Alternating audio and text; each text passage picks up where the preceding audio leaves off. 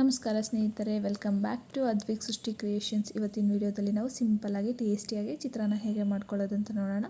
ಮೊದಲನೇದಾಗಿ ನಾವು ಕಡಲೆ ಬೀಜ, ನಿಂಬೆಹಣ್ಣು, 2 ಮೀಡಿಯಮ್ ಸೈಜ್ ಈರುಳ್ಳಿ, ಸ್ವಲ್ಪ ಸಾಸಿವೆ, ಹಾಗೆ ಸ್ವಲ್ಪ ಜೀರಿಗೆ, ಜಜ್ಜಿಟ್ಕೊಂಡಿರುವಂಥ ಬೆಳ್ಳುಳ್ಳಿ, ಕೊತ್ತಂಬರಿ, ಹಾಗೆ ಒಣಮೆಣಸಿನ್ಕಾಯನ್ನು ತೊಗೊಂಡಿದ್ದೀನಿ. ಈಗ ನಾನು ಒಂದು ಬಾಣಲಿಗೆ ಸ್ವಲ್ಪ ಎಣ್ಣೆಯನ್ನು ಸೇರಿಸ್ಕೊತೀನಿ. ಅದಕ್ಕಾದ ನಂತರ ಸ್ವಲ್ಪ ಸಾಸಿವೆ ಹಾಗೆ ಜೀರಿಗೆ ತೊಗೋತಾ ಇದ್ದೀನಿ. ಇದು ಚಿಟಪಟ ಅನ್ನೋವರೆಗೂ ಹಾಗೆ ಬಿಡೋಣ. ಅದಾದ ನಂತರ ಸ್ವಲ್ಪ ಕಡಲೆ ಬೀಜ ಹಾಕ್ಕೊಂಡು ನೀಟಾಗಿ ನಾವು ಅದನ್ನು ಫ್ರೈ ಮಾಡ್ಕೊಳ್ಳೋಣ. ಇದಾದ ನಂತರ ನಾವು ಅದಕ್ಕೆ ಸ್ವಲ್ಪ ಬೆಳ್ಳುಳ್ಳಿನ ಸೇರಿಸ್ಕೊಳ್ಳೋಣ, ಅದನ್ನು ಕೂಡ ಫ್ರೈ ಮಾಡ್ಕೊಳ್ಳೋಣ. ಅದಾದಮೇಲೆ ನಾವು ಸ್ವಲ್ಪ ಒಣಮೆಣಸಿನ್ಕಾಯಿ ಕಟ್ ಮಾಡಿ ಇಟ್ಕೊಂಡಿದ್ವಲ್ಲ, ಅದನ್ನು ನಾವೀಗ ಸೇರಿಸ್ಕೊಳ್ಳೋಣ.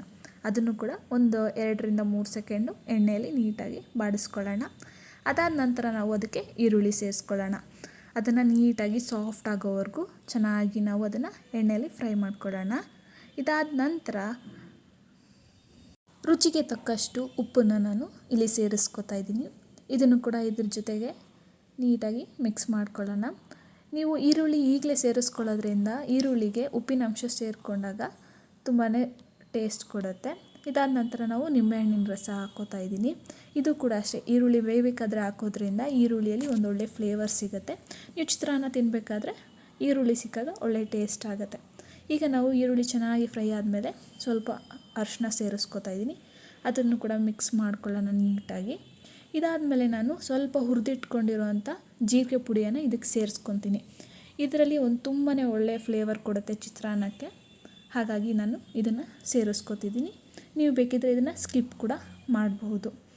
ಇದು ಹಾಕ್ಕೊಂಡ್ಮೇಲೆ ನಾವು ಇದನ್ನು ಮತ್ತೆ ಒಂದು ಸಲ ನೀಟಾಗಿ ಮಿಕ್ಸ್ ಮಾಡ್ಕೊಳ್ಳೋಣ.